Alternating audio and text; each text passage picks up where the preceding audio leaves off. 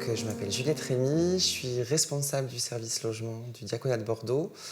Service logement qui déploie approximativement 140 logements, à la fois sur Bordeaux Cube, et on est en coopération de mutualisation avec une autre association qui s'appelle Le Lien, qui est située à Libourne, ce qui fait que l'action de mon service, enfin de mes services, est entre Bordeaux Cube et le Libournais. L'idée, c'est de les garder pendant 6 mois dans ce logement, d'évaluer leur capacité ou non à aller à du logement autonome. Et les entrées se font toutes par le SIAO.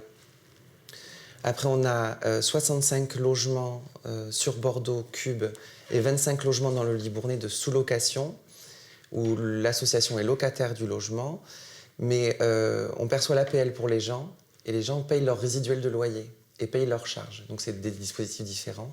Alors c'est un chemin qui a pu être suivi entièrement, de la rue au logement via les dispositifs du diaconat, mais alors c'est ce qu'on appelle nous en interne le parcours résidentiel.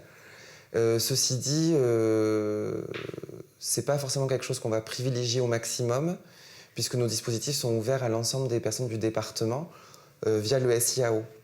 Donc ça a pu arriver qu'on travaille sur un parcours résidentiel au sein du diaconat, mais c'est pas forcément la règle.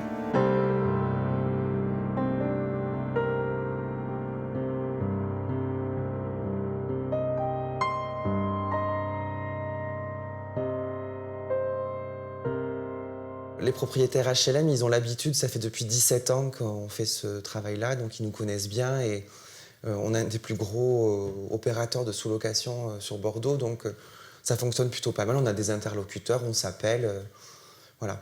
Avec les propriétaires privés, on est plus dans une démarche commerciale. Au départ, c'est quand même des propriétaires qui sont sur un aspect plutôt social, faire de la location solidaire. Ils ont entendu parler de nous, donc ils vont venir nous contacter. Et puis après, on leur règle le loyer. Et quand il y a des difficultés, ils peuvent nous appeler. Et après, le glissement de bail, par contre, fait partie conventionnellement d'une obligation du propriétaire quand on signe avec eux. C'est-à-dire que dès le départ, dans notre argumentaire commercial, on va leur dire que le glissement de bail est une obligation. Mais on est plafonné, donc dès qu'il y a un glissement de bail, je le remplace, mais il faut toujours que je reste dans les 65 logements sous location ou 25 sous location dans le parc privé.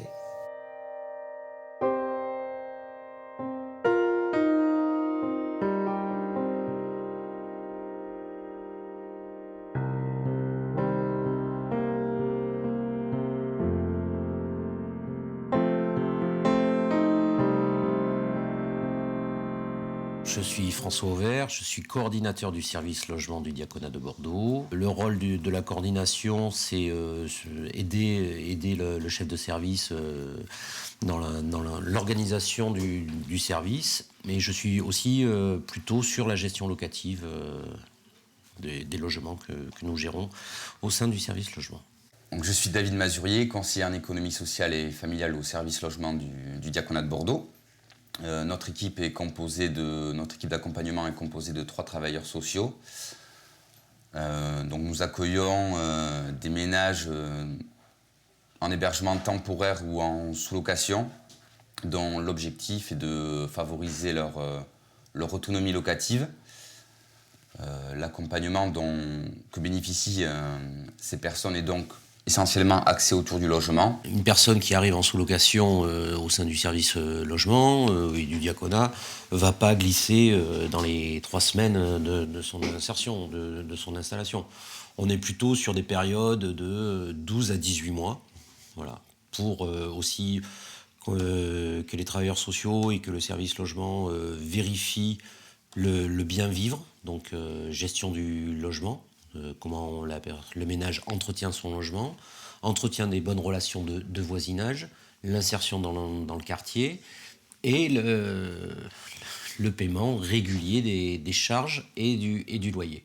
Pour un glissement de bail, alors tout d'abord c'est une décision commune entre le travailleur social référent et la famille ou la personne qu'on accompagne. L'objectif bien entendu c'est que la personne soit quand même régulière, ou en tout cas qu'elle ne présente aucune dette locative, donc qu'elle soit régulière dans le paiement de son loyer, dans le paiement de ses charges d'énergie, qu'elle se sente bien dans son logement, qu'elle puisse se projeter dans le futur.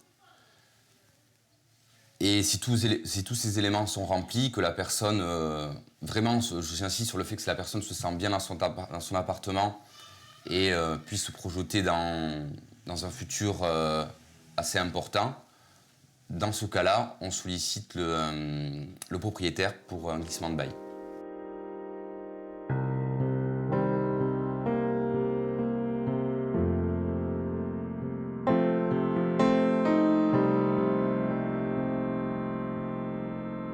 On s'aperçoit que l'accès au logement social, ce n'est plus des personnes, j'allais dire, défavorisées comme lors du plein emploi. Voilà, ça peut être votre voisin de palier qui a eu un souci, perte d'emploi, décohabitation. Et du coup, pour survivre, il a besoin d'un logement social dans le parc public ou avec des prix assez compétitifs dans le privé. Parce que la bulle spéculative autour des loyers fait aussi que c'est horriblement cher, quoi.